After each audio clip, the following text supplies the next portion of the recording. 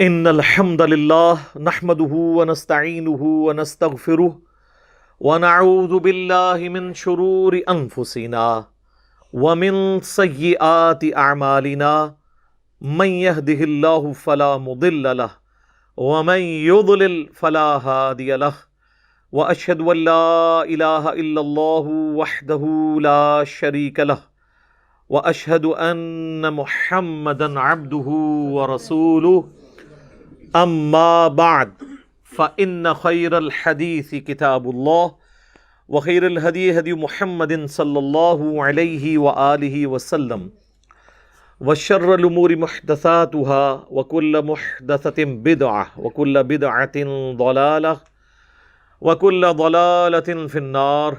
اعوذ باللہ السمیع العلیم من الشیطان الرجیم من ہمزہ ونفخہ ونفثہ. بسم اللہ الرحمن الرحیم. رب اشرح لی صدری ویسر لی امری واحلل عقدۃ من لسانی یفقہوا قولی. بسم اللہ الرحمن الرحیم. ان اللہ وملائکتہ یصلون علی النبی یا ایہا الذین آمنوا صلوا علیہ وسلموا تسلیما. اللہم صل علی محمد وعلی آل محمد کما صلیت علی ابراہیم وعلی آل ابراہیم انک حمید مجید. اللہم بارک علی محمد وعلی آل محمد کما بارکت علی ابراہیم وعلی آل ابراہیم انک حمید مجید. اللہم ربنا آتنا فی الدنیا حسنۃ وفی الآخرۃ حسنۃ وقنا عذاب النار. ربنا آتنا من لدنک رحمۃ وہیئ لنا من امرنا رشدا. لا الہ الا انت سبحانک انی کنت من الظالمین. حسبنا اللہ ونعم الوکیل. یا حی یا قیوم برحمتک استغیث ولا حول ولا قوة الا باللہ العلی العظیم. آمین. الحمدللہ آج 17 جنوری 2021 کو سنڈے کے دن قرآن کلاس نمبر 63 میں ہم انشاءاللہ تعالی سورۃ النساء کی آیت نمبر 4 سے آنورڈ انشاءاللہ شروع کریں گے. اعوذ باللہ السمیع العلیم من الشیطان الرجیم. بسم اللہ الرحمن الرحیم. وآتوا النساء صدقاتہن نحلہ. اور عورتوں کو ان کے حق مہر خوشی خوشی ادا کیا کرو. چونکہ یہ سورۃ النساء ہے، عورتوں کے حقوق کے اعتبار سے ان کے ساتھ کیا ریلیشن شپ ہونا چاہیے، یہ ساری تفصیلات اس کے اندر انشاءاللہ آئیں گی. تو جو حق مہر ہے جس کے عوض عورت کسی مرد کے لیے حلال ہوتی ہے نکاح کے ذریعے گواہوں کی موجودگی میں، وہ خوشی خوشی ادا کرو، اسے کوئی تاوان سمجھتے ہوئے ادا نہ کرے. اور ہمارے ہاں تو مشہور ہے کہ 32 روپے اور 8 آنے حق مہر ہے. حالانکہ میری ویڈیو یوٹیوب کے اوپر ریکارڈڈ ہے. میں نے صحیح بخاری اور صحیح مسلم کی روشنی میں ثابت کیا ہے کہ نبی صلی اللہ علیہ وآلہ وسلم کی بیٹیوں اور آپ کی بعض ازواج جو تھیں رضی اللہ عنہن وعلیہم السلام اجمعین، ان کا حق مہر آج کی کیلکولیشن میں آلموسٹ سونے کے اعتبار سے کیلکولیٹ کریں تو 12 لاکھ روپے بنتا ہے. جی، اور یہ میں آج کے سونے کے ریٹ پہ بات کر رہا ہوں. بلکہ آج کا تو یہ میں نے جب کیلکولیشن کی تھی اس وقت تو سونا 80,000 روپے تھا. آج کے اعتبار سے تو وہ آلموسٹ 16 لاکھ ہو چکا ہے، اور ہو سکتا ہے سال بعد جب سونا اور بڑھ جائے تو 20 لاکھ، کیونکہ سونے کے ایکویلنٹ ہوتا تھا. یوٹیوب پہ آپ جا کے لکھیں حق مہر کتنا ہو، تو میں نے تمام احادیث اور اس سے حوالے سے ساری جو ڈسکشن ہے اس کو تفصیل کے ساتھ کیا. آج میں اس تفصیل میں نہیں جاؤں گا کیونکہ قرآن کلاس متحمل نہیں ہے کہ ہم اتنی تفصیل میں جائیں. تو آپ اندازہ کریں کہ آج کل حق مہر جو ہے وہ بعض اوقات 5,000، بعض اوقات 10,000. ویسے یہ اچھا ہے اگر کوئی خود سے معاف کرنا چاہتا ہے اور وہ کم رکھوانا چاہتا ہے، ٹھیک ہے. لیکن یہ کہنا کہ جی ضروری کم ہو، نہیں. آگے چل کے آئے گا کہ اگر تم نے ڈھیروں سونا چاندی کے ڈھیر بھی اگر کسی عورت کو حق مہر میں دیے ہیں اور کل کو طلاق ہو گئی تو اس سے حق مہر واپس نہیں لو. تو یہ ڈھیروں سونا چاندی تو پھر آپ اندازہ کریں کروڑوں روپیہ بنتا ہے. لیکن اپنے کف میں رہنا چاہیے. سنن ابن ماجہ میں حدیث ہے اپنے کف ہم پلہ لوگوں میں شادی کرو. اب یہ نہیں ہے کہ ایک امیر آدمی کسی غریب خاندان میں شادی کرتا ہے پھر وہ غریب جو ہے وہ اس سے اتنا بڑا ڈیمانڈ کرنا شروع کر دیتے ہیں, یا کوئی غریب امیر کے ہاں کرتا ہے تو وہ اب سٹیٹس کا ڈفرنس آ جائے گا. اور عموماً یہ ڈفرنس ہوتا بہت کم ہے, فلموں میں ہوتا ہے زیادہ تر. عام زندگی میں یہ پاسبل ہی نہیں ہے کہ کف سے یا سٹیٹس سے ہٹ کے کوئی شادی کرے. لیکن اگر کوئی کر لے گا اسٹیبلش ہو جائے گی, لیکن پریفریبل یہ ہے کہ اپنے ہم پلہ لوگوں میں شادی کی جائے. اور اسی میں امپلائڈ ہے کہ خاندان بھی کوشش کریں اپنا ہی ہو. خاندان سے مراد میں قریبی رشتہ دار نہیں لے رہا, یعنی اوورال اگر کوئی یعنی ارائی ہے ارائیوں میں شادی کر لے, کوئی گجر ہے وہ گجر میں کر لیں, اس اعتبار سے, کیونکہ عموماً عادتیں ملتی جلتی ہوتی ہیں اور اس طریقے سے نبھنا شادی کا آسان ہو جاتا ہے. اب اگر کوئی یعنی پنجاب سے جا کے کے پی کے کسی علاقہ غیر سے کوئی جا کے شادی کر لیتا ہے جس کو اردو بھی نہیں آتی, تو ظاہر ہے کہ وہ پھر نبھنا اتنا آسان نہیں ہوتا. پھر عادتوں کا ماحول کا فرق ہوتا ہے. شادی اسٹیبلش ہو جائے گی. میں اس ایکسٹریم پہ نہیں ہوں جو بعض غالی اہل سنت اور بعض غالی جو شیعہ ہیں ان کے ہاں پائی جاتی ہے کہ سید کا غیر سید سے نکاح نہیں ہو سکتا. یہ بھی بالکل جعلی مسئلہ ہے, اور یہ بھی انڈیا پاکستان کا مسئلہ ہے. امام خمینی جو ایران کے انقلابی لیڈر تھے وہ خود سید تھے, ان کے داماد غیر سید ہیں, انہوں نے اپنی بیٹیاں غیر سید کو دی ہوئی ہیں. لہذا یہاں پہ جو مشہور ہے کہ جی وہ آپ نہیں کر سکتے, اور کہتے ہیں چلو کرنا بھی ہے تو بیٹی لے لو غیر سید سے, سید اپنی بیٹی غیر سید کو نہ دیں, یہ بھی مشہور ہے. تو امام خمینی نے تو اپنی بیٹی غیر سید کو دی ہوئی. اس سے آپ اندازہ لگائیں کہ انڈیا پاکستان میں سنی اور شیعہ دونوں ہی عجیب ہیں. یہ یعنی کتابوں پہ نہیں چل رہے, بابوں پہ چل رہے ہیں. تو اللہ تعالیٰ ہمارا خوشی خوشی حق مہر دیا کرو, اسے تاوان نہ سمجھو. فَإِن طِبْنَ لَكُمْ عَنْ شَيْءٍ مِّنْهُ نَفْسًا, اگر کوئی عورت اپنی خوشی سے ہی حق مہر کا کچھ حصہ معاف کر دیتی ہے, اپنی خوشی سے, زبردستی گن پوائنٹ پہ نہ ہو, فَكُلُوهُ هَنِيئًا مَرِيئًا, تو پھر اسے لذت کے ساتھ رچتا بستا کھاؤ, اس کے اوپر تمہاری کوئی گرفت نہیں ہے. اور عموماً یہ ہو بھی رہا ہوتا ہے پریکٹیکلی. آپ دیکھتے ہیں کہ ہمارے سب کانٹیننٹ میں جو نکاح کے فارم بھرے جاتے ہیں نا, اس پہ معجل اور غیر معجل لکھا ہوتا ہے نکاح کے اوپر, وہ جو دیا جا رہا ہوتا ہے حق مہر. جو معجل ہوتا ہے, جو موقع پہ ادا کیا جاتا ہے, وہ 10,000 20,000 ہوتا ہے. غیر معجل لکھا ہوتا ہے 10 تولے سونا یا فلاں پلاٹ, اور بیسیکلی وہ ایک تھریٹ کرنے کے لیے کہ کہیں پہ یہ طلاق ہی نہ دے دے اپنی بیوی کو. اس طریقے سے تو نہیں رشتے نبھتے. تو اسلام میں ایسی کوئی گنجائش نہیں ہے کہ آپ نے یہ تفریق کرنی ہے. لیکن اگر کوئی کر لیتے ہیں اور وہ ایگریمنٹ کے ساتھ ہے کہ میں اتنا موقع پہ ادا کروں گا اتنا بعد میں, تو ٹھیک ہے. وہ عورت کا حق ہے, وہ اس طرح آپشن دے سکتی ہے کہ میں اس کے اوپر ایگری کرتی ہوں, اتنا مجھے ابھی دے دو اور باقی بعد میں. اور بعد میں اگر وہ اچھا خاوند ثابت ہوا تو ہو سکتا ہے معاف بھی کر دے وہ کہ ٹھیک ہے جی وہ باقی معاف. لیکن ہوتا یہ ہے کہ جب وہ لڑائی جھگڑا ہوتا ہے نا, تو پھر وہ جو لکھوایا ہوتا ہے نا وہ بھی دینا پڑ جاتا ہے, اور بڑی مشکل کھڑی ہو جاتی ہے. اس وقت تو کہتے ہیں جی لکھ دو, جتنا مرضی لکھ دو, لیکن بعد میں اس طرح کی صورتحال بھی بن جاتی ہے. لیکن بعض لوگ ہیں وہ کہتے ہیں کہ جی ہمیں حق مہر زیادہ لکھوا کے کیا کرنا ہے, اگر ہماری بچی کہیں بسی نہیں ہے تو ہم نے حق مہر لے کے کیا کرنا ہے. تو اس لیے ہم ایک مناسب حق مہر کے ساتھ اپنی بچی کی رشتہ کرنے کے لیے تیار ہیں. تو یہ پریفریبل چیز ہے. اور جہاں پر جہیز کے اوپر بات کی جاتی ہے نا کہ جی جہیز جو ہے وہ نہ لیا جائے, یہ بہت بڑا ظلم ہے عورت والوں کے اوپر, وہاں پہ یہ بھی یعنی اس اعتبار سے ڈسکشن میں آتی ہے چیز کہ جی عورت جو ہے نا وہ حق مہر کم لکھوائے, یہ مرد والوں کے اوپر ظلم ہے. حالانکہ یہ ظلم والا معاملہ نہیں ہے. جہیز کی ڈیمانڈ کرنا یہ تو لعنت ہے، لیکن اگر کوئی باپ اپنی خوشی سے اپنی بچی کو کوئی چیز گفٹ کرنا چاہتا ہے اور وہ بیٹی بھی لینے کے اوپر راضی ہے تو اس کے اوپر کوئی گرفت نہیں ہے۔ جہیز کی ڈیمانڈ لعنت ہے۔ اگر کوئی اپنی بچی کو دیتا ہے تو وہ آگے چل کے آپ دیکھیں وراثت کے احکامات بھی آئیں گے، اس میں میں انشاءاللہ ہبہ کا، ہدیہ کا، یہ ساری چیزیں بتاؤں گا، تو وہ سلسلہ تو رہے گا۔ وہ تو کوئی بھی باپ اپنی بیٹی کو کوئی چیز گفٹ کر سکتا ہے، وراثت میں تو اسے ملنا ہی ملنا ہے۔ تو اللہ تعالیٰ فرما رہا ہے کہ خوش دلی کے ساتھ اگر وہ خود سے معاف کر دے تو ٹھیک ہے۔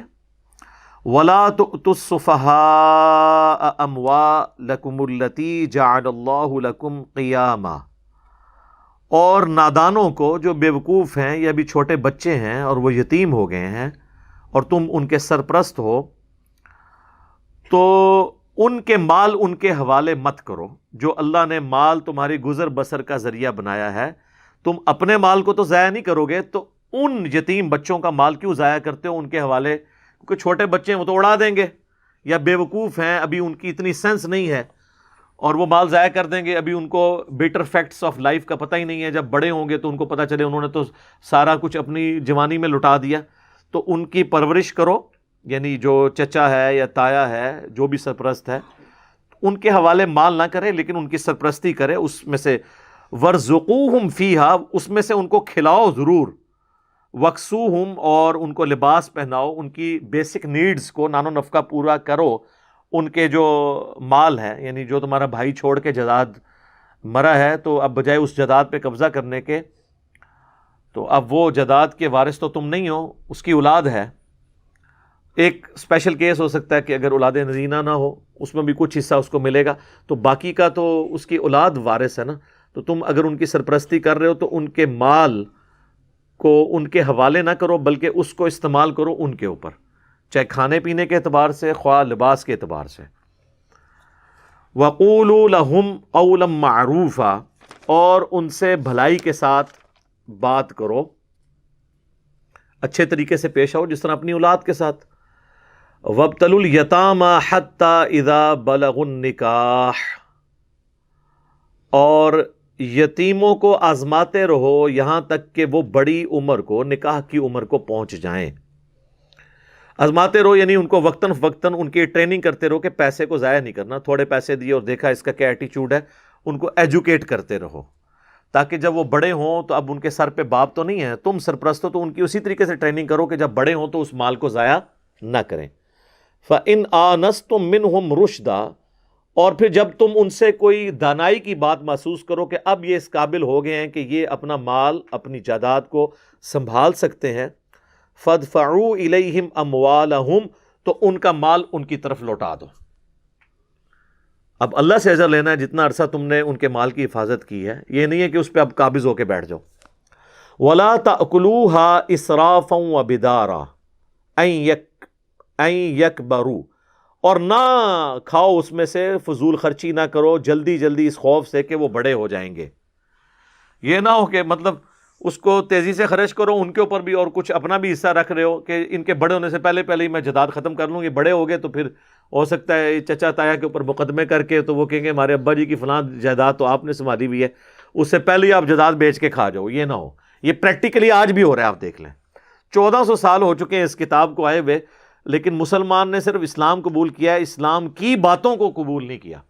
بڑے بڑے دیندار لوگ جو ہیں نا، وہ بھی اللہ کے فضل سے آپ دیکھیں گے کہ وہ آپ کو مسجد کی پہلی صف میں نظر آ رہے ہوں گے، ہر نماز میں تکبیر اولیٰ کے ساتھ نماز پڑھ رہے ہوں گے، لیکن دوسری طرف ان کی نجی زندگی یہ ہوگی کہ انہوں نے اپنے رشتہ داروں کا مال دبایا ہوگا۔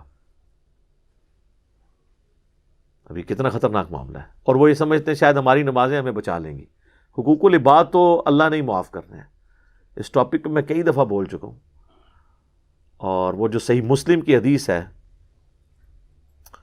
کہ اللہ کے محبوب صلی اللہ علیہ وآلہ وسلم نے فرمایا قیامت والے دن کئی لوگ ڈھیروں ڈھیر نیکیاں لے کر آئیں گے، نماز، روزہ، حج، زکوٰۃ، صدقات کی ڈھیروں ڈھیر نیکیاں، لیکن اس حال میں آئیں گے کہ کسی کا دنیا میں انہوں نے مال دبایا ہوگا تو کسی کو ڈانٹا ہوگا، کسی کو مارا پیٹا ہوگا، یا کسی کا خون بہایا ہوگا، یعنی حقوق العباد انہوں نے مس کیے ہوں گے، تو وہ لوگ قیامت والے دن آ کر اللہ سے کہیں گے کہ آج تو بدلے کا دن ہے، ہمیں بدلہ چاہیے. تو اللہ تعالیٰ فرمائے گا کہ آج کی کرنسی تو ہے یہ نیکیاں، تو یہ تو اب تمہیں کچھ بھی نہیں دے سکتا، تو تم اس کی نیکیوں میں سے اتنا اس اعتبار سے لیتے جاؤ حتیٰ کہ اس کی پہاڑوں جتنی نیکیاں ختم ہو جائیں گی. ابھی بھی کچھ لوگ باقی ہوں گے جنہوں نے حق لینا ہوگا. تو اللہ تعالیٰ کہے گا اب ریورس ری ایکشن شروع، نیکیاں تو کوئی نہیں ہے، اپنے گناہ اس کے کھاتے میں ڈالو، وہ جہنم میں چلا جائے گا. تو اس کا نماز، روزہ، حج، زکوٰۃ، صدقات اس کو قیامت والے دن کچھ کام نہیں آئیں گے اگر حقوق العباد والا معاملہ اس کا خراب ہوا. لہذا حقوق اللہ اور حقوق العباد یہ پیرلل میں دونوں کو لے کے چلنا ضروری ہے. بعض لوگ صرف حقوق العباد پہ بھی زور پھر دینا شروع کر دیتے ہیں. یہ جتنی این جی اوز ہیں، نماز روزے کی کوئی ضرورت نہیں ہے، وہ اللہ نے معاف کر دینا ہے. اللہ نے کہاں کہا کہ میں نے معاف کر دینا ہے؟ یہ کس کو گارنٹی ملی ہوئی ہے؟ جن کو ملی ہوئی تھی وہ بھی ڈرتے تھے. جامعہ ترمذی میں حدیث ہے، سیدنا عثمان جب کبھی بھی قبرستان میں جاتے اتنا روتے کہ ان کی داڑھی آنسوؤں سے تر ہو جاتی. تو لوگ کہتے کہ آپ قبرستان آ کے اتنا کیوں روتے ہیں؟ تو وہ فرماتے کہ میں نے خود اللہ کے محبوب صلی اللہ علیہ وآلہ وسلم سے یہ بات سنی تھی کہ قبر آخرت کی منازل میں سے پہلی منزل ہے، جس کی یہ منزل آسان ہوئی اس کی اگلی منازل بھی آسان ہوں گی، اور جو اس میں پھنس گیا اس کی اگلی منازل مشکل در مشکل ہو جائیں گی. اور یہ وہ شخصیت ہیں جن کو کم از کم 3 دفعہ جنت کی بشارت ملی ہوئی ہے. جامعہ ترمذی میں حدیث موجود ہے. اور تیسری دفعہ تو اللہ کے محبوب علیہ السلام نے فرمایا کہ عثمان جنتی ہے، آج کے بعد جو چاہے مرضی کرے. اور بخاری مسلم میں وہ حدیث تو الگ سے ہے کہ اصحاب بدر جنتی ہیں. سیدنا عثمان بھی اصحاب بدر میں اگرچہ شامل نہیں ہوئے تھے، لیکن وہ اصحاب بدر میں ہیں کیونکہ نبی الاسلام کی بیٹی ان کے عقد میں تھی، ان کی تیمارداری کر رہے تھے. نبی الاسلام نے مال غنیمت میں سے بھی ان کو حصہ دیا تھا. لیکن آپ دیکھ لیں ڈر کا مقام کیا تھا. تو جن کو گارنٹی ملی ہوئی تھی وہ تو ڈرتے تھے. ہاں یہ بات ہے کہ حقوق اللہ نے معاف کرنے ہیں جس کے لیے چاہے گا، حقوق العباد بندوں نے معاف کرنے ہیں. اگر بندے معاف نہیں کریں گے تو بدلہ ہی اس کا پھر وہ لیں گے. تو کون سا بندہ معاف کرے گا؟ آخرت میں تو ویسے ہی نیکیوں کی ضرورت ہے، کوئی بندہ معاف کرنے کے لیے تیار نہیں ہوگا. قرآن میں تو آتا ہے کہ بیوی شوہر سے، شوہر بیوی سے، بچے ماں باپ سے، ماں باپ اپنے بچوں سے بھاگ رہے ہوں گے. ہر شخص کو اپنی جان کی فکر ہوگی. اللہم حاسبنی حسابا یسیرا اللہم اجرنا من النار آمین. تو اللہ تعالیٰ فرما رہا ہے کسی کے مال اس طریقے سے اسراف نہ کرو کہ یہ بڑے ہو گئے تو واپس لے لیں گے. ومن کان غنیا، جو کوئی سرپرست اگر خود امیر ہے، فلیستعفف، تو اسے چاہیے کہ یتیموں کے مال میں سے بالکل کچھ نہ لے. اس کو اللہ نے دیا ہوا ہے، ان یتیموں کا مال انہی کے اوپر لگائے. ومن کان فقیرا، ہاں اگر کوئی سرپرست خود غریب ہے تو اب چونکہ وہ سرپرستی کر رہا ہے اس کے عوض وہ تھوڑا بہت معاوضہ لے سکتا ہے، اس اعتبار سے کہ اب اگر ایک سرپرست ہے اور گھر کے افراد جو ہیں 8-10 ہیں تو ہنڈیا پکی ہے، تو اب وہ اتنا بھی اس کو پرہیزگاری کا وہ حیضہ نہ ہو جائے کہ میں اب یہ 8 بندوں میں اگر میں 9واں بندہ کھاؤں گا تو میری پکڑ ہوگی. اس طرح کی پکڑ نہیں ہوگی. یہ الا اللمم میں آنے والی چیزیں ہیں، بلکہ اس سے بھی کمتر اللہ تعالیٰ نے اس کو معاف کی. کہ ظاہر ہے اتنا مشکل تو نہیں، اسلام تو ایک نیچرل دین ہے، یہ پاسبل نہیں ہے. اگر وہ غریب ہے فلیأکل بالمعروف، تو معروف طریقے سے تم بھی اس میں سے کھا سکتے ہو. مثلا اگر وہ بچوں کو اسکول چھوڑنے کے لیے جاتا ہے اور خود بیچارہ غریب ہے، تو جن بچوں کو اسکول چھوڑنے کے لیے جا رہا ہے اگر وہ اس کے بھائی کی اولاد امیر ہے، اتنی وراثت، تو وہ اتنا پٹرول اس میں سے ڈلوا سکتا ہے. چونکہ وہ ان کی ڈیوٹی پوری کر رہا ہے تو پٹرول ڈلوا لے. کبھی کھانا کا ارینجمنٹ ہو تو ان کے گھر سے کھا بھی لے. پھر یہ نہ کہ جی اب یہ یتیم ہے میں اس کے مال میں سے کھا نہیں سکتا. اس لیول تک احتیاط کی ضرورت نہیں ہے. اور اگر کوئی غریب ہے تو وہ کھا بھی سکتا ہے، لیکن اڑانا نہیں ہے، بالمعروف مناسب مقدار میں. فَإِذَا دَفَعْتُمْ إِلَيْهِمْ أَمْوَالَهُمْ فَأَشْهِدُوا عَلَيْهِمْ، اور جب بڑے ہونے کے بعد تم ان یتیموں کا مال ان کے حوالے کرو نا تو اس پہ کچھ گواہ بھی کر لیا کرو. آج کل تو ظاہر ہے کہ اس سے بھی بہتر چیز ہے، ہر چیز ریٹن ریکارڈ میں ہوتی ہے.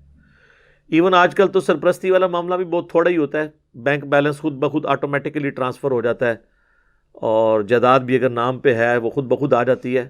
لیکن جہاں پہ مسئلے ہوتے ہیں کہ کمبائنڈ ہوتی ہے اور ابھی وہ جائیداد تقسیم نہیں ہوئی ہوتی، مثلا 4 بھائی ہیں اور ایک گھر کے اندر رہ رہے ہیں، ان میں سے ایک بھائی مر جاتا ہے، تو بعض اوقات وہ 3 بھائی جو ہیں وہ اس کی بیوہ کو بچوں سمیت نکال کے ان کے میکے میں بھیج دیتے ہیں. یہ بھی ظلم کرتے ہیں لوگ، حالانکہ اس بھائی کا بھی تو حصہ وہاں پہ موجود ہے. تو وہ اگر وہ مانگیں تو پھر ان کو باقی تینوں کو وہ مکان بیچنا ہوگا، بیچ کے رسپیکٹو رقم ادا کرنی ہوگی. یہاں ہماری اکیڈمی میں لوگ رابطہ کر رہے ہوتے ہیں کہ جی وہ مکان ہے، جی اب کیا کریں، وہ مکان کے وہ کمرے ان کو دے دیں، یہ کریں. تو میں ان کو یہی کہتا ہوں میرے بھائی اس کا تو سلوشن ہے کہ اس کو لیکویڈیٹ کرنا ہوگا، مکان تو بیچنا ہوگا. جب تک آپ کے سامنے کوئی رقم سامنے نہیں آتی تو آپ وراثت کو کس طرح تقسیم کریں گے؟ اس سے تو تقسیم ہو ہی نہیں سکتی ہے. یہ تو نہیں ہو سکتا کہ فرسٹ فلور اٹھا کے کوئی لے جائے دوسرے شہر میں، بیچنا ہی پڑے گا مکان کو.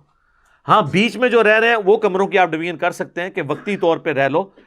باقی یہ ہے کہ وہ کمرہ اگر کوئی بیچ میں رہ رہا ہے تو کمرہ تو اکیلا کوئی نہیں بیچ سکتا مکان میں سے، جب کبھی بھی مکان بکے گا پورا ہی بکے گا نا. اور بعض اوقات ایسی مصیبت بھی کھڑی ہو جاتی ہے کہ بیچنے میں مصیبت بن جاتی ہے کہ پہلے تو بیچارے وہ اپنے گھر میں رہ رہے ہوتے ہیں، کل کو بیچنا جب پڑ جاتا ہے اور تو وہ بیچارے جو باقی 3 بچے ہوتے ہیں وہ بھی کرائے پہ چلے جاتے ہیں، ظاہر مکان جو ان کے ہاتھ سے جاتا رہتا ہے. تو بہتر یہ ہے کہ وہ جو 4 رہ رہے ہیں تو باقی 3 بھائیوں کا کام ہے کہ وہ جو بیوہ ہو گئی ہے عورت یا اس کے بچے ہیں تو ان کے سرپرستی کریں، ان کے ساتھ اخلاق کے ساتھ پیش آئیں، وہ ساتھ ہی رہیں ان کے، یا پھر اس بیوہ کی کہیں اور شادی کروا دیں.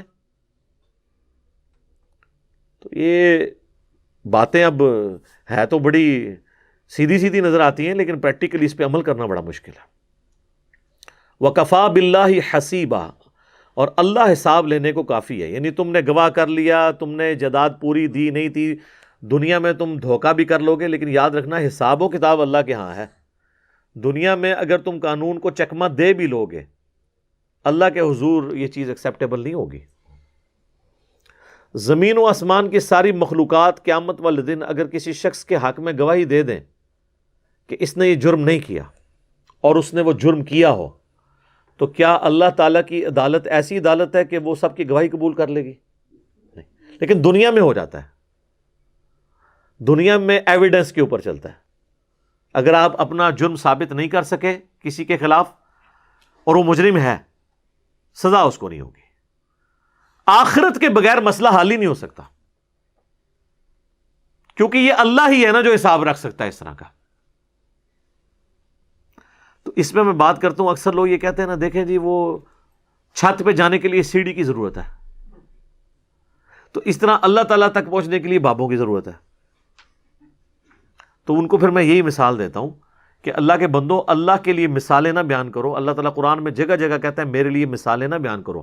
وَلَا تَقُولُوا عَلَى اللَّهِ إِلَّا الْحَقِّ، اللہ کے بارے میں صرف سچی بات کرو. اللہ کے لیے مثال بیان کرنا ہی فضول ہے. پھر اس کا جواب یہی ہے کہ دنیا کا کوئی چیف جسٹس ہو، اس کے سامنے 1000 داڑھیوں اور پگڑیوں والے گواہی دے دیں کہ یہ شخص قاتل ہے اور وہ قاتل نہ ہو، وہ چیف جسٹس تو اس کے اوپر فرد جرم عائد کر دے گا. لیکن زمین و آسمان کی ساری مخلوقات مل کے کسی شخص کو قاتل کہیں، اللہ کے حضور اس کے دربار میں قاتل نہیں منوا سکتے. تو پھر اللہ کے لیے تو مثال بیان ہی نہیں ہو سکتی یہ سیڑھی والی، کیونکہ اللہ کا جو ڈومین علیحدہ ہے. دنیا ایویڈنس پہ چلتی ہے اور اللہ تعالیٰ تو ایویڈنس سے بھی اگلی چیز ہے. فرشتے بھی گواہی دے دیں آپ کے لیے، اگر آپ نے وہ کام ریاکاری کے طور پہ کیا ہے 0 سے ملٹیپلائی. جی صحیح مسلم میں حدیث نہیں ہے قیامت والے دن ایک سخی کو، ایک شہید کو اور ایک قرآن کے قاری کو بلایا جائے گا، تو سر فرشتوں نے اسے قاری، سخی اور شہید لکھا ہوگا نا، کیونکہ فرشتوں کے پاس تو علم غیب نہیں ہے، وہ تو ظاہری عمل دیکھتے ہیں. فرشتوں کو نہیں پتا کہ آپ یہ جو عمل کر رہے ہیں یہ دکھلاوے کے لیے کر رہے ہیں یا اللہ کے لیے. تو اصل چیک ہے ہی اللہ. یہ جو ہے نا وَكَفَى بِاللَّهِ حَسِيبًا، اللہ حساب لینے کو کافی ہے. تو شہید لکھا ہوگا جبھی تو اس شہید کو بلایا جا رہا ہوگا نا. اللہ پوچھے گا ہاں بھائی، کہے گا یا اللہ جان تھی دے لی تیرے لیے. اللہ فرمائے گا تو نے اس لیے دی تاکہ لوگ تجھے بہادر کہیں، اور دنیا میں بڑے لوگوں نے تجھے بہادر کہا تو تمہیں دنیا میں اجر مل چکا، اوندھا منہ کر کے جہنم میں. پھر سخی کو بلایا جائے گا، وہ کہے گا یا اللہ میں نے کوئی موقع نہیں چھوڑا تھا کہ جہاں جہاں پر تیرا حکم ہو اور میں نے وہاں پر پیسے نہ خیرات کیے ہوں، مسجدیں بنوائی، دسترخوان چلائے، ہاسپٹلز بنائے، بہت کچھ کیا. بلکہ میں نے تیرے فرشتوں کو دھوکہ دینے کے لیے، یہ میں اس میں ایڈ کر رہا ہوں، اور تیرے داڑھی اور پگڑی والے بزرگان دین کو دھوکہ دینے کے لیے مسجد کی وضو خانے کے اوپر نیم پلیٹ بھی اپنے نام کی لگوائی تھی۔ جا کے میرے محلے کے نمازیوں سے بھی پوچھ لے کہ وہ میں نے ہی بنوایا تھا وضو خانہ۔ تو اللہ فرمائے گا تو نے اس لیے سب کچھ کیا کہ لوگ تجھے سخی کہیں اور لوگوں نے تیری بڑی تعریف کی، یہی تیرے لیے اجر تھا۔ میرے ہاں آپ زیرو سے ملٹیپلائی ہے، اوندھا منہ جہنم میں۔ قرآن کے قاری کو بلایا جائے گا، اللہ تعالیٰ کہے گا تجھے میں نے قرآن کا علم دیا تھا، تو کہے گا یا اللہ میں نے تو قرآن سیکھا اور سکھایا، یہی کام میں کرتا رہا، اس سے افضل کام اور کون سا ہو سکتا تھا؟ اللہ تعالیٰ فرمائے گا تو نے اس لیے کیا کہ لوگ تجھے قاری اور بڑا علامہ کہیں، تو بڑی لوگوں نے تیری تعریف کی، بلکہ تیرے اشتہار کے تو نام کے شروع میں بھی 5 دمیں لگتی تھیں اور بعد میں بھی 5 دمیں لگتی تھیں۔ یادگار اسلاف، مفسر قرآن، استاذ العلماء، تو بڑی تیری عزت دنیا میں ہوئی ہے، میرے ہاں کوئی اجر نہیں ہے، اوندھا منہ کر کے دوزخ میں۔ یہ سر مولانا شریف نہیں، صحیح مسلم شریف کی حدیث ہے یہ۔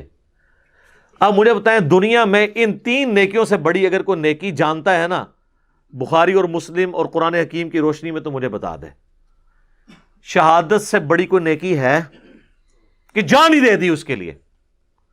قرآن سیکھنے اور سکھانے سے بڑی کوئی نیکی ہے؟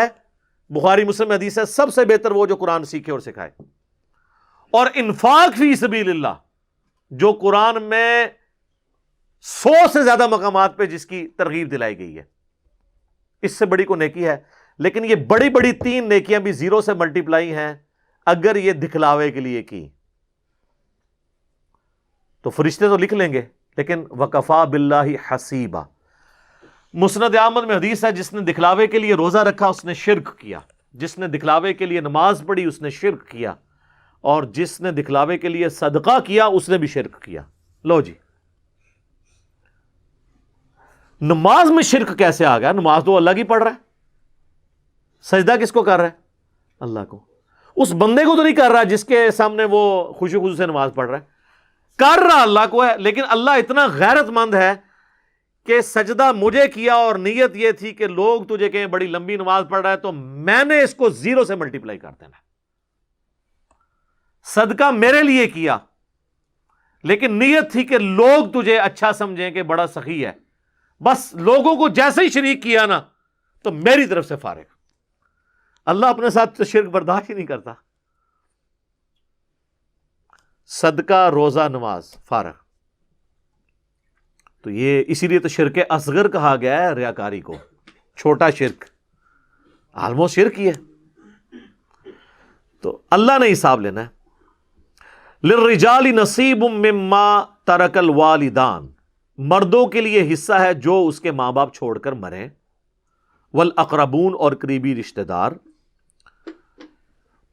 وللنساء نصیب مما ترک الوالدان، اور عورتوں کے لیے حصہ ہے جو اس کے ماں باپ چھوڑ کر مرے، والاقربون، اور قریبی رشتہ دار، مما قل منہ او کثر، خواہ تھوڑا ہو کسی کے لیے خواہ زیادہ ہو، نصیبا مفروضا، وہ اللہ کی طرف سے مقرر کیا ہوا حصہ ہے۔ وہ آگے آ رہا ہے، وراثت کے احکامات اگلے رکوع کے اندر شروع ہو جائیں گے۔ یہ اس کی تمہید بن رہی ہے کہ ماں باپ مر جائیں تو جو پیچھے عورتیں ہیں نا جی، پہلے ذکر کیا مردوں کا، مردوں کو تو وہ عرب کے لوگ دے دیتے تھے، پھر اللہ نے ذکر کیا کہ بھی عورتوں کو بھی جداد میں حصہ دینا ہے۔ یہ آج وومن رائٹس کی لوگ بات کرتے ہیں، یہ اس دور جدید کا خالق تو اسلام ہے۔ اسلام سے پہلے تو عورت کی کوئی عزت ہی نہیں تھی، جائیداد میں حصہ نہیں ملتا تھا۔ ایون اسلام کے آنے کے بعد بھی جہاں جہاں اسلام کی دعوت صحیح طریقے سے نہیں پہنچی، آپ دیکھ لیں ہمارے اس ہندوانہ معاشرے میں، یہ تو اب ذرا تھوڑا لیٹسٹ دور ہے تو لوگ شرم محسوس کرتے ہیں، ورنہ ستی کی رسم ہوتی تھی، اگر خاوند مر گیا تو اس کی بیوی کو بھی اس کے ساتھ ہی جلا دیا جاتا تھا کہ اب اس کو زندہ رہنے کا حق بھی نہیں ہے۔ استغفر اللہ واتوب الیہ۔ اور اسلام نے کیا عظمت دی ہے۔ جعفر طیار کی بیوی فوت ہوئی ہیں غزوہ موتا میں، تو اس کی بیوی اسما بنت امیس کے ساتھ حضرت ابوبکر نے شادی کر لی ہے، اور رضی اللہ تعالیٰ عنہ، اور ان سے محمد بن ابی بکر پیدا ہوئے۔ 4 سال کے بعد حضرت ابوبکر فوت ہوئے تو حضرت علی نے اسما بنت امیس کے ساتھ شادی کر لی، اور محمد بن ابی بکر جو ابوبکر کے بیٹے تھے، پرورش حضرت علی نے کی۔ یہ ہے رسپیکٹ۔ بیوہ کی. تو اسلام سے صرف ہم نے داڑھی پگڑی اور نمازیں نہیں لینی ہیں، ساری چیزیں لینی ہیں، ٹوٹل پیکج لینا ہے. وَإِذَا حَضَرَ الْقِسْمَةُ أُولُو الْقُرْبَى وَالْيَتَامَى وَالْمَسَاكِينَ، اور جب حاضر ہوں وراثت کی تقسیم کے وقت قریبی رشتہ دار اور یتیم اور مساکین، فَارْزُقُوهُم مِّنْهُ، تو ان کو بھی تھوڑا بہت بیچ میں سے دے دو. یعنی کہیں پہ اگر کوئی وراثت تقسیم ہو رہی ہے، یا آج کے دور میں آپ دیکھ لیں کہیں پہ قربانی ہو رہی ہے، غریب لوگ بھی آ جاتے ہیں، تو اللہ تعالیٰ ہمارا اب کوئی آ گیا تمہارے در پہ مانگنے کے لیے، تو اب اس کو بھی تھوڑا بہت دے دو. یہ نہیں ہے کہ ان کا حصہ لازمی ہے، لیکن یہ ہے کہ گڈ جیسچر کے طور پہ اخلاقاً ان کو بھی دے دو تھوڑا بہت اس میں سے. یہ نہیں ہے کہ وہ کہ نہیں ایک پلاٹ مجھے لکھ دو، تھوڑا بہت کوئی مٹھائی منگوا کے دے دیں، وہاں پہ تھوڑے سے پیسے دے دیں تاکہ ایک اخلاقی روش رہے. وَقُولُوا لَهُمْ قَوْلًا مَّعْرُوفًا، اور ان سے بات اچھے طریقے سے کرو. یعنی اگر کچھ نہیں بھی دینا نا، تو یہ نہ کوئی ادھر جاؤ جی تو آٹا کے کام میں تھے. اب یہ بھی بڑے لوگوں کو عادت ہوتی ہے ڈانٹنے کی. ڈانٹنے کی تو آپ کو اجازت نہیں ہے. ایون کو پروفیشنل بیگر بھی آپ کے پاس آتا ہے، فقیر کو آپ ڈانٹ نہیں سکتے. وَأَمَّا السَّائِلَ فَلَا تَنْهَرْ، نبی علیہ السلام کو حکم ہے کہ اگر آپ سے کوئی سوال کرنے والا ہے، آپ نے اسے منع نہیں کرنا، ڈانٹنا نہیں ہے، جھڑکنا نہیں ہے. ہاں یہ آپ کہہ سکتے ہیں کہ اللہ تعالیٰ تیری مصیبت آسان کرے، ٹھیک ہے، اور اس کو صحیح طریقے سے رخصت کر دیں بغیر کچھ دیے ہوئے. لیکن ڈانٹنے کا آپ کو حق کہاں سے آ گیا؟ آپ نے اسے خریدا ہوا ہے. ایک تو آپ اس کو کچھ دے بھی نہیں رہے ہیں، یہ جو آپ اس کو سنا رہے ہیں اس کا آپ کو رائٹ کس نے دیا تھا؟ آپ نے اسے خرید لیا پیسے دے کے. اور اگر آپ کو خطرہ ہو یہ پروفیشنل ہے، اس کی تحقیق کر لیں. یہ آج کل تو ویسے کم ہو گیا، اب تو جدید طریقے آ گئے ہیں. آج سے 10-15 سال پہلے تک تو یہ اکثر مساجد کے اندر ایک بندہ کھڑا ہوتا تھا، اپنی جیب دکھاتا تھا، یہ میری جیب کٹ گئی، میں فلاں شہر سے آیا ہوں تو میرے پاس کرایہ نہیں ہے واپسی کا. تو میں ایسے کئی لوگوں کو بس پہ چڑھا کے آتا ہوں، کرایہ نہیں دیتا، اور پھر کنڈکٹر کو کے حوالے کر کے کنڈکٹر کو کہتا ہوں اگر اس نے کرایہ واپس مانگا اور کہیں یہ راستے میں اترا تو کرایہ تیرا، کیونکہ اس نے تو مجھے کہا میری جیب کٹ گئی ہے. تو اگر وہ اگلے سٹاپ پہ جا کے باقی پیسے لے کے اتر جاتا ہے تو اس کا مطلب ہے یہ وہ تو جھوٹ بول رہا تھا نا. تو پھر آپ مجھے بتائیں وہ کنڈکٹر کبھی اس کو واپس کرے گا کرایہ؟ لے لو وہ، تو مجھے تو ثواب مل جائے گا. ہماری تو ون ون سچویشن ہے دونوں معاملات میں. تو اس طریقے سے آج کل تو اس کے ایڈوانس طریقے آ رہے ہیں، وہ کہتے ہیں جی ایزی لوڈ کروا دیں، ایزی پیسہ بھجوا دیں، بڑے بڑے طریقے بتاتے ہیں. تو اس کا طریقہ یہ ہے کہ جو کہہ دینا میری جیب کٹ گئی ہے تو اس کو کہیں کہ بھائی اپنے گھر سے ایزی پیسہ کروا لو، تمہیں فون پہ بات کروا دیتے ہیں، جہاں کرنی ہے وہاں سے منگوا لو، تمہارے بھی تو پیچھے کوئی ہے نا، تو وہ وہاں سے کروا دے گا. ہم نے کیوں تمہیں جو ہے وہ ایزی پیسہ کروانے ہیں یا پیسے دینے ہیں. وَلْيَخْشَ الَّذِينَ لَوْ تَرَكُوا مِنْ خَلْفِهِمْ ذُرِّيَّةً ضِعَافًا، ڈر جانا چاہیے یتیموں کے سرپرستوں کو کہ وہ یہ تصور کریں کہ اگر وہ اپنے پیچھے چھوٹے چھوٹے بچے چھوڑ جاتے، خافوا علیہم، تو وہ خود فکر مند ہو رہے ہوتے ان کے بارے میں کہ میرے مرنے کے بعد میرے بچوں کے ساتھ کیا ہوگا. تو یہ فکر تمہیں نہ ہوتی تو اب دوسروں کے بچوں کے بارے میں بھی ایسا ہی سوچو. ویسے یہ سب سے بیسٹ طریقہ ہے.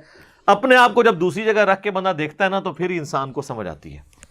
ہمارے حکمرانوں کو، ہمارے بڑوں کو کبھی بھی ہمارے ایشوز کا پتہ نہیں چل سکتا جب تک کہ وہ خود اس فیز سے نہ گزرے. میرے بھائی جس کے گھر یو پی ایس ہے اس کو کیا پتا کہ جب لوڈ شیڈنگ ہوتی ہے تو کتنے مسئلے شروع ہو جاتے ہیں. وہ تو کہے گا سب کچھ ہیپی ہیپی ہے، کوئی مسئلہ ہی نہیں ہے. اب جہاں پہ یو پی ایس نہیں ہے اور ان کے بچوں کے پیپرز ہو رہے ہیں اور رات کو 8-8 10-10 گھنٹے بجلی نہ آئے تو وہ بچے اب کیسے پڑھائی کریں گے؟ میں کہتا ہوں جی 1-2 دن کے لیے بھی اگر آپ تھوڑی سی اپنی روٹین چینج کریں نا تو آپ کو لوگوں کی تکلیف کا احساس ہی ختم ہو جاتا ہے. میں آپ کو پرسنل بتاتا ہوں، میرے آفس جو ہے وہ میرا اسلام آباد میں گھر سے آلموسٹ 7-8 کلومیٹر ہوگا زیادہ سے زیادہ. تو میں موٹر بائک پہ میری روٹین، بیچ میں ایک عرصہ ایسا آیا کہ وہ سڑک کی کھدائی کی، انہوں نے نئی سڑک بنانی تھی، تو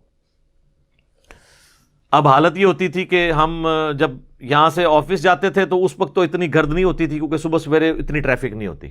واپسی پہ جب ہم اس سڑک سے آتے تھے نا تو وہ 7-8 کلومیٹر کا پیچ طے کر کے نا گھر آ کے نا آلموسٹ غسل واجب ہو چکا ہوتا تھا.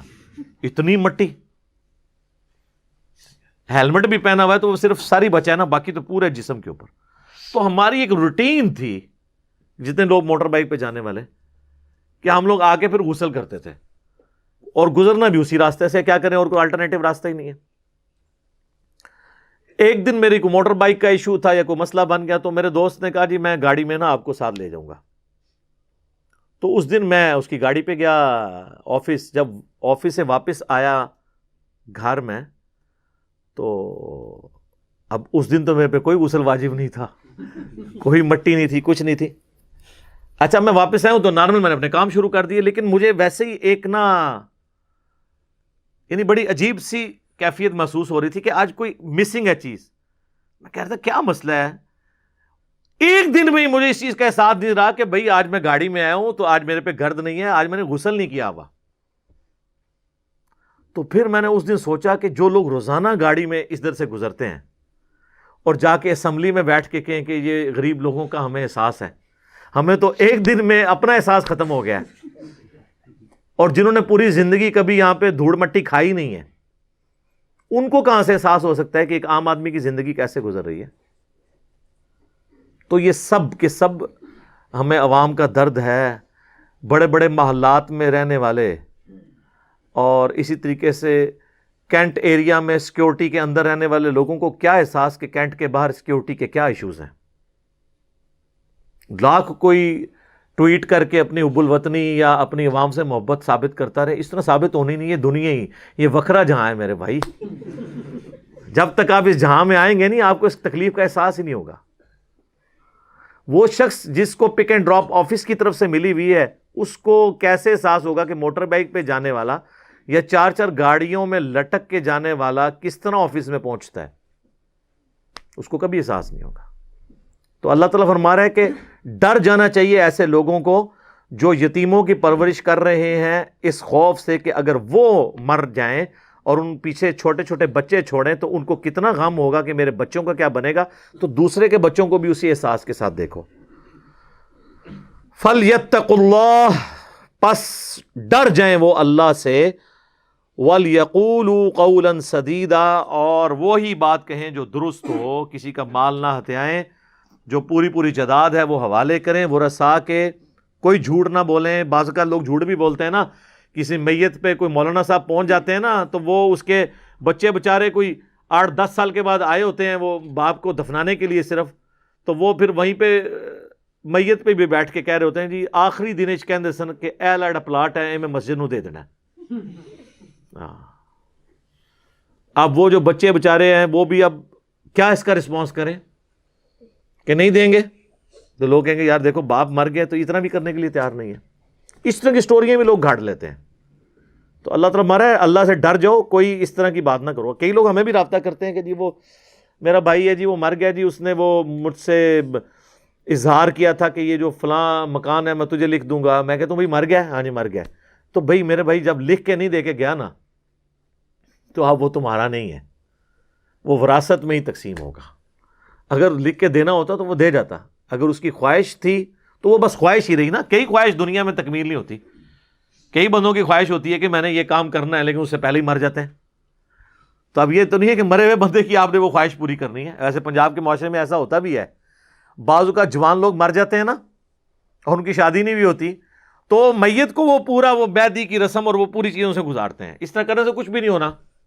اب تو اس کی آخرت کی فکر کریں گے, اس کے ساتھ آگے جا کے بننا کیا ہے.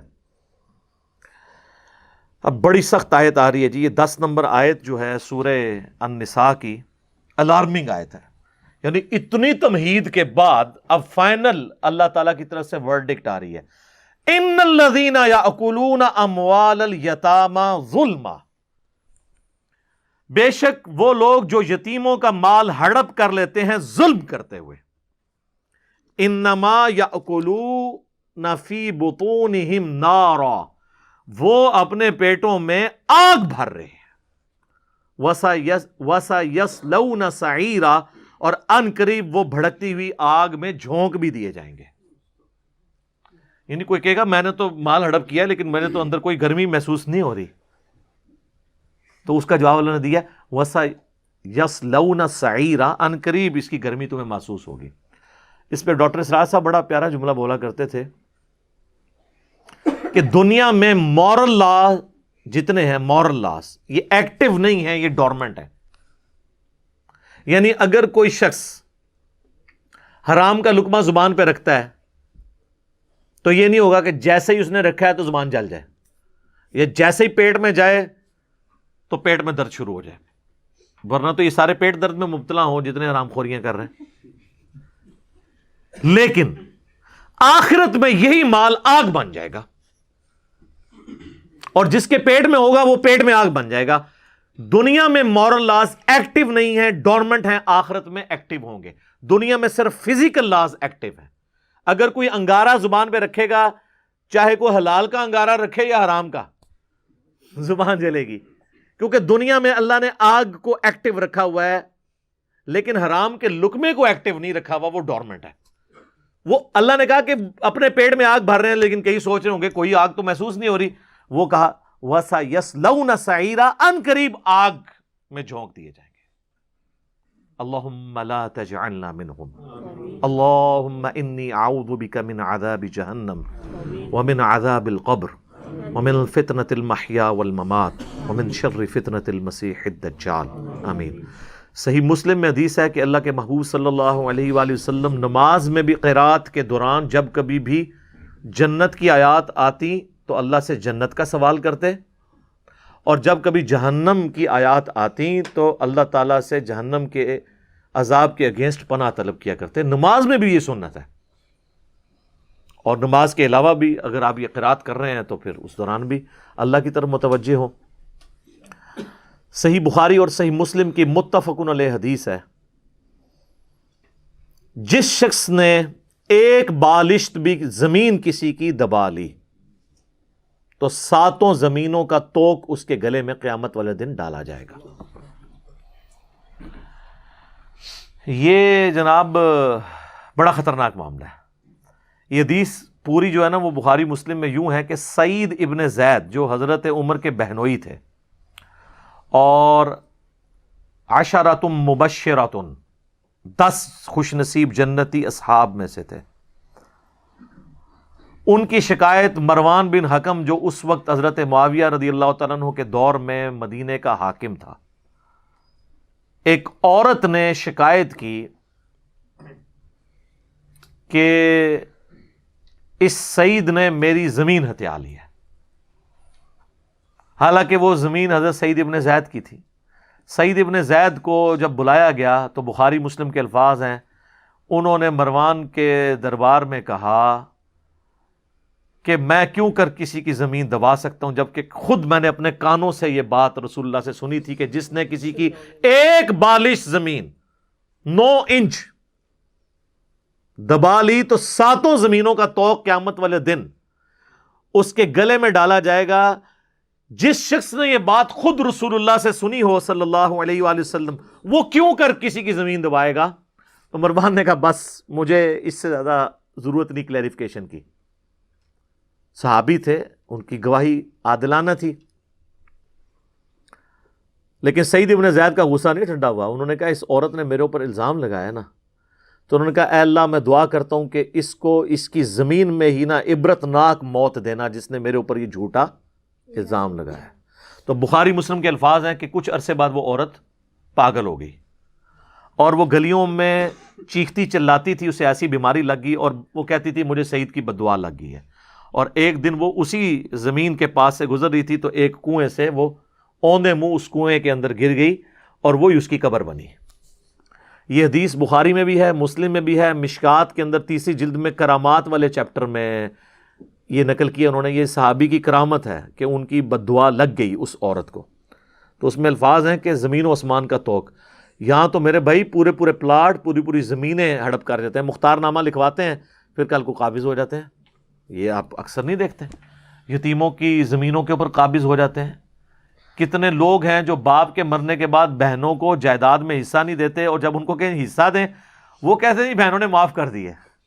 بہنوں نے معاف اس لیے کی ہوتی ہے کہ بہنیں کہتی ہیں کہ یا پرا رکھ لیے یا جداد رکھ لیے، جداد لیں تو بھائی ناراض ہوتے ہیں، اور بہنیں تو انسیکیور رہتی ہیں کہ کل کو اگر طلاق ہوگی تو ہم پیچھے جائیں گی اپنے بھائی کے پاس ہی، تو اگر بگاڑی ہوگی تو پھر کدھر جائیں گی؟ پھر تو عیدی والوں کے پاس ہی جانا پڑے گا۔ یہ تو بھائیوں کی ذمہ داری ہے۔ ہمیں تو اکثر لوگ یہاں رابطہ کرتے ہیں، کہتے ہیں جی وہ معاف کرا لیے، جی وہ انہوں نے خود ہی کر دیا۔ خود کون معاف کرتا ہے؟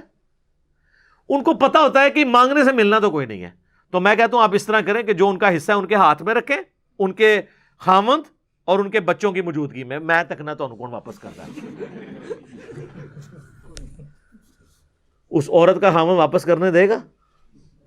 اس کے جوان بچے، اور وہ بھی آج کل کے 21ویں صدی کے بچے، وہ کہنے گے اماں دفاع کرے تھے، او بچے جنہوں نے نماز بھی نہیں پڑھی ہوئے گی وہ بھی کہنے گے جی اللہ کا حکم ہے، یہ تہاڈا حق ہے رکھو۔ ہاں جی، کیونکہ امت کا فتنہ جو ہے مال، جامع ترمذی میں حدیث ہے ہر امت کا کوئی نہ کوئی فتنہ ہے، میری امت کا فتنہ مال ہے۔ تو یہ ساری کہانیاں آپ کرواتے ہیں کہ جی وہ معاف کر دیا ہے۔ معاف تب ہوگا آپ ان کے حوالے کریں، ان کی یعنی ہاتھ میں ان کے اکاؤنٹ میں جائے وہ چیز، اس کے بعد وہ گفٹ اگر آپ کو دینا چاہتی ہیں تو ٹھیک ہے، تو یہ ظلم نہ کریں۔ اچھا، بعض اوقات ویسے بعض بڑے نیک لوگ بھی ہیں ہمارے پاس، ایسے لوگوں نے بھی بارہا رابطہ کیا ہے کہ ہمارے والد صاحب فوت ہو گئے، انہوں نے اپنی زندگی میں ساری جائیداد بھائیوں کو دے دی، بہنوں کو کچھ بھی نہیں دیا، لیکن اب ہمیں ڈر ہے کہ وہ مرنے کے بعد اللہ کے عذاب میں ہوں گے۔ میں کہتا ہوں بالکل جی، قرآن کے رول کے تحت تو حقوق العباد کا معاملہ تو ہے، تو کہتے ہیں جی اب ہم اپنے باپ کو عذاب سے بچانا چاہتے ہیں، تو ہم چاہ رہے ہیں کہ ہم وہ جو جائیداد ہے اس کو ایونلی ڈسٹریبیوٹ کر کے جتنا حصہ عورتوں کا اپنی بہنوں کا بنتا ہے ان کے حوالے کریں۔ تو میں کہتا ہوں بالکل ضرور کریں۔ تو کہتے ہیں اس کے بعد کیا ہمارے والد کی جان چھوٹ جائے گی؟ تو میں کہتا ہوں ہاں انشاءاللہ، اللہ سے امید ہے کہ اللہ تعالیٰ قیامت والے دن ان کو، ان کی بچیوں کو ان سے راضی کر دے گا، جب ان کو حصہ مل جائے گا وہ ان کے لیے دعا کریں گی۔ تو ایسے کرنا چاہیے، یہ نہیں کہنا چاہیے کہ جی وہ باپ خود بھگتے گا، اس نے کیا ہے۔ تو پھر ایسی اولاد کو میں کہتا ہوں آپ اتنی ناہنجار اولاد ہو کہ آپ کی خاطر وہ باپ پوری زندگی کمائی کرتا رہا، جوڑ کے آپ کے حوالے کر گیا اپنی محنت کا مال، اور آپ اتنے بغیرت ہو کہ اس کی کمائی میں سے اس کے عذاب کی تخفیف کے لیے کوشش نہیں کر رہے ہو۔ لعنت ہے ایسی اولاد کے اوپر جو ان کی اپنی کمائی بھی نہیں ہے، ان کے باپ کی کمائی ہے، اور اس کمائی کو اپنے باپ کو عذاب سے بچانے کے لیے وہ خرچ کرنے کے لیے تیار نہیں ہے۔ یہ بات اگر اب تمہارا باپ دنیا میں واپس آ جائے تو میں دیکھتا ہوں تمہیں کیا دے۔ تو اگر آپ کو خوف خدا ہے اور واقعی آخرت کے حوالے سے فکر ہے تو پھر یہ ساری چیزیں کرنی چاہیے۔ یہاں پہ ہمارے سب کانٹیننٹ کے معاشرے کے اندر تو بڑے بڑے دیندار لوگ اپنی بہنوں کی، بچیوں کی جائیداد کو دبا لیتے ہیں، اور اکثر یہ بھی ہوتا ہے وہ بھائی کہتے ہیں جی وہ جی بہن کی جب شادی ہوئی تھی نا تو وہ والد صاحب نے اس کو جہیز دے دیا تھا۔ وہ بھائی جہیز جو ہے وہ وراثت تو نہیں ہے، وراثت تو مرنے کے بعد تقسیم ہوتی ہے، جہیز تو اس کا ہبہ اور ہدیہ تھا، اس نے اپنی مرضی سے دے دیا۔ اس میں بھی ٹھیک ہے، انصاف کرنا چاہیے ماں باپ کو بھی کہ سارے بچوں کو ایکولی ڈسٹریبیوٹ کریں جو زندگی میں ہدیہ دیتے ہیں۔ تو آج ٹائم آلموسٹ ختم ہونے والا ہے، وہ اگلی دفعہ میں پورا لیکچر صرف وراثت کے قوانین اور اس سے ریلیٹڈ مسائل پہ، چونکہ اگلی 2 آیات جو ہے نا وراثت سے ریلیٹڈ ہیں، اس کو ڈسکس کروں گا۔ لیکن دنیا کے اندر اگر آپ کو خوف خدا ہے تو آپ کو اگر اپنی بہنوں کے ساتھ واقعی پیار ہے یا اپنے ماں باپ کی آخرت کے ساتھ، تو اپنی بہنوں کو جائیداد میں حصہ دیں۔ صحیح بخاری اور صحیح مسلم کی حدیث ہے کہ جو لوگ دنیا میں مال جوڑتے رہتے ہیں نا اور اس میں سے حق نہیں ادا کرتے دوسروں کا اور اللہ کا، یعنی زکوٰۃ یا جائیداد دبا لی کسی کی، تو قیامت والے دن یہی مال ایک گنجے سانپ کی فارم میں ان کے اوپر مسلط کر دیا جائے گا جو اس کی بانچھیں چیرے گا۔ اور سورہ توبہ کے اندر تو اس سے بھی سخت الفاظ آئے ہیں کہ اللہ تعالیٰ فرماتا ہے ہم یہ جو سونا اور چاندی یہ لوگ جوڑ رہے ہیں نا، اسی سونے اور چاندی کو پگھلائیں گے، ان کے ماتھے، ان کی پیٹھیں اور پہلو ہم گرم کر کے داغیں گے۔ سر اللہ کو نانی ماں تو ہے نہیں ہے نا جی، کوئی ماں تو اپنی اولاد کو اس طرح کا عذاب نہیں دے سکتی ہے، لیکن اللہ تعالیٰ قرآن میں کہہ رہا ہے جس نے یہ کیا نا میں اس کے ساتھ یہ کروں گا، اس لیے کہ بھائی وہ اللہ ہے اور اللہ اپنے جذبات سے مغلوب نہیں ہوتا۔ ماں باپ اولاد جذبات سے مغلوب ہو سکتی ہے، اللہ تو مغلوب نہیں ہوگا۔ اس نے جو فیصلہ فرمایا وہ کر دینا ہے، اور جب اس نے فیصلہ کر دینا ہے کوئی جان نہیں چھڑا سکتا، یہ ذہن میں رکھیے گا۔ تو یہ بڑا سینسٹیو ایشو ہے۔ عموماً ہمارے معاشرے کے اندر حقوق العباد کے اعتبار سے مذہبی طبقے کے اندر بہت زیادہ کمزوریاں پائی جاتی ہیں، اور وہ کہتے ہیں خیر ہے۔ میں کچھ عرصہ پہلے غامدی صاحب کو سن رہا تھا، انہوں نے بڑی پیاری بات کی کہ ہمارے ہاں لوگوں میں یہ روش ہے کہ ٹھیک ہے اگر بہن کی یا یتیم بھانجے بھانجیوں کی یا بھتیجوں کی جداد دبا لیے تو خیر ہے، تہجد میں اگر پہلے 8 نفل پڑھتے تھے تو 2 اور بڑھا لیں گے، تو قیامت والے دن وہ نیکیاں بڑھ جائیں گی تو خود بخود یہ بھی معاف ہو جائے گا۔ نہ سر، اس طرح نہیں معاف ہونا، نہ اس طرح نہیں معاف ہونا۔ یہ کہانیاں دنیا چکراؤ، اللہ تعالیٰ نے وہ دونوں کا ایک سلسلہ ہی بالکل ڈیفرنٹ رکھا ہوا ہے۔ حقوق العباد کا معاملہ علیحدہ ہے، حقوق اللہ کا معاملہ علیحدہ ہے۔ یہ حقوق العباد کا ایشو ہے، یہ بہت کریٹیکل ایشو ہے، اس میں چھٹکارا نہیں ہو سکتا جب تک کہ وہ معاف خود نہ کر دے وہ بندہ۔ تو مجھے بتائیں آخرت میں کون معاف کرنے کے لیے تیار ہوگا؟ جہاں لوگ ایک ایک نیکی کے پیچھے جھگڑ رہے ہوں گے، وہاں پہ کوئی معاف کرے گا؟ تو وہاں تو پھر پلے کوئی شے رہنی نہیں ہے۔ اس لیے اس ایشو کو سینسٹیو سمجھیں اور کوشش کریں کہ اپنے معاملات کو سیدھا کر لیں مرنے سے پہلے پہلے۔ باقی یہ جو جہیز والا ایشو ہے اس کے اوپر الگ سے میری ویڈیوز ریکارڈڈ ہیں جہیز کے حوالے سے۔ ایک چیز صرف میں ایڈ کر لوں کہ یہ جو لوگ اپنی بچیوں کو جہیز دے دیتے ہیں اور پھر سمجھتے ہیں وراثت میں حصہ نہیں ہے، تو وراثت تو سٹارٹ ہوگی مرنے کے بعد۔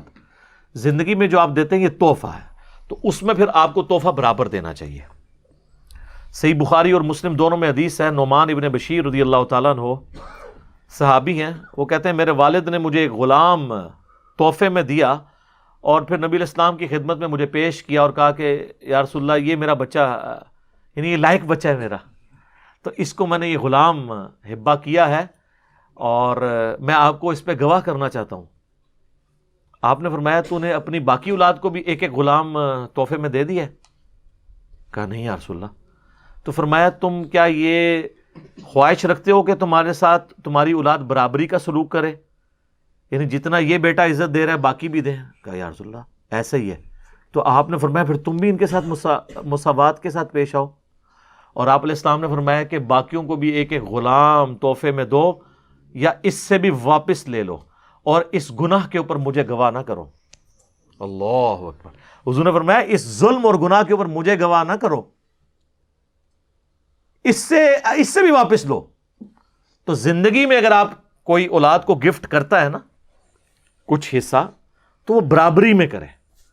یہ نہیں ہے کہ ایک بچہ جو ہے وہ زیادہ اچھا لگتا ہے اس کو زیادہ دے دیا، باقی وہ اگر بدتمیزی کرتا ہے، بد اخلاق ہے، اس کا معاملہ اللہ کے سپرد، وہ اللہ اس کا بدلہ لینے والا ہے، اس کو آپ اخلاقاً تو سمجھا سکتے ہیں، لیکن آپ اس کے ساتھ گفٹ والا معاملہ بھی برابری میں کریں گے اور آگ بھی نہیں کریں گے۔ یہ اکثر اوقات آپ اخبارات میں پڑھ رہے ہوتے ہیں، میں اپنی منقولہ غیر منقولہ جائیداد سے فلاں بن فلاں کو آگ کرتا ہوں۔ اسلام میں کوئی شخص آگ کر ہی نہیں سکتا اپنی اولاد کو، خونی رشتہ تو ختم ہی نہیں ہو سکتا۔ پچھلے دنوں آپ نے دیکھا نا سپریم کورٹ تک وہ کیس گیا ہے، وہ جھگڑے میں وہ ایک بچی، پتہ نہیں وہ کس قسم کی بچی کی تربیت ہوئی ہے، اس نے کہا کہ میں اس کو اپنا باپ ہی نہیں مانتی ہوں، ٹھیک ہے جی، تو شناختی کارڈ بھی کینسل ہو گیا اس کا۔ پھر وہ بعد میں سپریم کورٹ نے اس کو ریزالو کیا کہ بھئی ٹھیک ہے اختلاف آپس میں ہے، لیکن جو ہے وہ باپ تو وہی رہے گا نا جو ہے، وہ تو نہیں ختم ہو سکتا۔ جو یہ والے رشتے ہیں نا، خونی رشتے یا رحم کے رشتے، یہ تو ختم نہیں ہو سکتے۔ یہ آپ نے جداد ملنی ہے، اگر کوئی نافرمان بیٹا بھی ہے نا تو ماں باپ کے مرنے کے بعد اس کی نافرمانی کا وبال تو اس پہ رہے گا، لیکن اس کو اپنے ماں باپ کی جداد میں سے حصہ ملے گا۔ اور یہ جن لوگوں کو بڑا شوق ہوتا ہے نا کہ کسی ایک بچے کو دے دیتے ہیں، یا وہ کہتے ہیں نہیں ہم اپنی زندگی میں ہی تقسیم کر دیں، اور بعد میں لڑتے رہنے، زندگی میں آپ جداد نہیں تقسیم کریں گے، وہ اگلی دفعہ بتاؤں گا، 1/3 سے زیادہ مال نہیں آپ دے سکتے زندگی کے اندر، یا فلاں مدرسے کو دے کے چلا جاؤں گا اپنی زندگی میں، ایسے نہیں کریں گے۔ عموماً تو جو لوگ پھر اس طرح دیتے ہیں زندگی میں، تو وہ جیسے ہی جداد مل جاتی ہے تو اولاد پھر بعض اوقات آنکھیں ماتھے پہ رکھ لیتی ہے اور وہ کچھ پوچھتی نہیں۔ ہمیں تو کئی اس طرح کے کیسز رپورٹ ہوئے ہیں کہ وہ جداد حوالے کرنے سے پہلے تو بڑے اوبیڈینٹ تھے بچے، جیسے ہی جداد ملی ہے تو انہوں نے ماں کو بھی گھر سے نکال دیا ہے، باپ کو بھی گھر سے نکال دیا۔ اس طرح کے کئی کیسز رپورٹ ہوتے ہیں۔ تو یہ شریعت میں نہ چلنے کی نحوستیں ہیں نا، شریعت تو کہتی ہے کہ آپ نے 1/3 سے زیادہ مال وصیت نہیں کرنا، اور وصیت بھی وارث کے لیے نہیں کرنی ادر دین وارث کے لیے، اور گفٹ بھی کرنا ہے تو اسی پہ ہی اجتہاد کرتے ہوئے یہی موقف ہے کہ 1/3 سے زیادہ مال آپ اپنی زندگی میں گفٹ نہیں کریں گے. ایٹ لیسٹ آپ یعنی 2/3 حصہ مال کا چھوڑ کے مریں. وہ بخاری مسلم میں حدیث ہے، سعد ابن ابی وقاص کہتے ہیں کہ رضی اللہ تعالیٰ عنہ، فتح مکہ پہ میں اتنا بیمار ہوا کہ مجھے یقین ہو گیا کہ میں اب نہیں بچوں گا. میری ایک ہی بیٹی تھی، رسول اللہ میری عیادت کے لیے آئے صلی اللہ علیہ وآلہ وسلم. میں نے کہا اللہ کے نبی میری تو ایک ہی بیٹی ہے، تو میں چاہ رہا ہوں کہ اپنا مال اللہ کی راہ میں خیرات کر دوں، یہ اپنے گھر کی ہو جائے گی، اس کا خامن جانے. اور یہ آپ نے فرمایا لا نہیں، حالانکہ آپ لا کا لفظ بہت کم بولتے تھے. پھر انہوں نے کہا میں 2/3 مال دے دیتا ہوں، 2/3. فرمایا لا. پھر کہا آدھا مال، کہا لا. پھر کہا 1/3. آپ نے فرمایا یہ بھی زیادہ ہے، لیکن چلو میں اس کی تمہیں اجازت دیتا ہوں. یعنی 1/3 کو بھی اچھا نہیں آپ نے سمجھا. اور پھر آپ نے فرمایا کہ کیا تم چاہتے ہو کہ تم اپنی اولاد کو پیچھے جو ہے وہ اس طریقے سے مفلس چھوڑ کر مرو اور یہ لوگوں سے مانگتی پھرے؟ اس سے بہتر ہے ان کے لیے چھوڑ کے مرو. اور جو تم اولاد کے اوپر خرچ کرتے ہو، حتیٰ کہ اپنی بیوی کے منہ میں جو لقمہ بھی ڈالتے ہو نا، یہ بھی اللہ کے حضور اجر لکھا جاتا ہے. اچھا ہمارے ہاں تو یہ سمجھا جاتا ہے کہ مدرسے کو، مسجد کو، باقی لوگوں کو کھلائیں پلائیں نا تو یہ ثواب ہوتا ہے، بیوی بچوں کو کھلانے کا ثواب نہیں ہوتا. تو اسلام تو کہتا ہے سب سے پہلا حق بیوی بچوں کا ہے، ماں باپ کا، باقیوں کا بعد میں ہے. اس سے بھی بڑی بات صحیح مسلم میں حدیث ہے، نبی علیہ السلام نے فرمایا سبحان اللہ بھی صدقہ ہے، الحمدللہ بھی صدقہ ہے، لا الہ الا اللہ بھی صدقہ ہے، اللہ اکبر بھی صدقہ ہے، راستے سے تکلیف دہ چیز کو دور کرنا بھی صدقہ ہے، امر بالمعروف یعنی نیکی کا حکم دینا، ونہی عن المنکر اور برائی سے روکنا بھی صدقہ ہے، تمہارا اپنے بیویوں کے ساتھ ازدواجی تعلق قائم کرنا بھی صدقہ ہے. تو صحابہ نے کہا یا رسول اللہ اس میں بھی اجر ملے گا؟ یہ جو آخری بات ہے.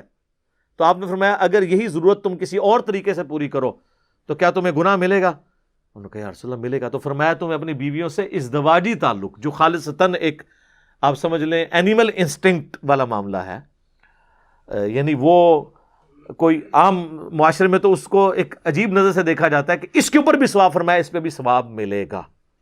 تو جس اسلام کا یہ کانسیپٹ ہے کہ بیوی بچوں پہ لگانا ثواب ہے، ماں باپ پہ لگانا، بہن بھائیوں پہ لگانا. زکوٰۃ کا بھی اکثر لوگ پوچھ رہے ہوتے ہیں جی بہن کو بھائی کو زکوٰۃ دے سکتے ہیں؟ دے سکتے ہیں. صرف ماں باپ، دادی دادا، نانی نانا، بیٹا بیٹی، پوتا پوتی ان کو نہیں دے سکتے، باقی ہر ایک کو آپ دے سکتے ہیں. یعنی جس کے صلب سے آپ پیدا ہوئے ہیں یا آپ کے صلب سے جو پیدا ہوا ہے اس کو آپ زکوٰۃ نہیں دیں گے. باقی سارے رشتے، سب سے زیادہ اگر کوئی حقدار ہے تو بہن بھائی ہیں زکوٰۃ کے، خیرات کے، صدقات کے. انشاءاللہ اگلا لیکچر ہمارا جو 64 نمبر ہے وہ مکمل ان 2 آیات پہ ہوگا. میں انشاءاللہ وراثت کے احکامات، وراثت کسے کہتے ہیں، ہبہ کسے کہتے ہیں، گفٹ، وصیت کسے کہتے ہیں، اور کس طریقے سے وراثت تقسیم ہوتی ہے. یہ ذرا مشکل آیات ہے، میں اس میں 1-2 ایگزامپل بھی، نومیریکلز بھی آپ کو کرواؤں گا انشاءاللہ تعالی. اللہ تعالیٰ سے دعا ہے جو حق بات میں نے کہی اللہ تعالیٰ ہمارے دلوں میں راسخ فرمائے. اگر جذبات میں میرے منہ سے کوئی غلط بات نکل گئی تو اللہ تعالیٰ ہمارے دلوں ہی سے اسے محو کر دے، ہمیں معاف بھی فرما دے. ہمیں کتاب و سنت کی تعلیمات پر عمل کر کے دوسرے بھائیوں تک پہنچانے کی توفیق عطا فرمائے. سبحانک اللہم و بحمدک، اشہد ان لا الہ الا انت، استغفرک و اتوب الیک، وما علینا الا البلاغ المبین. جزاکم اللہ خیرا.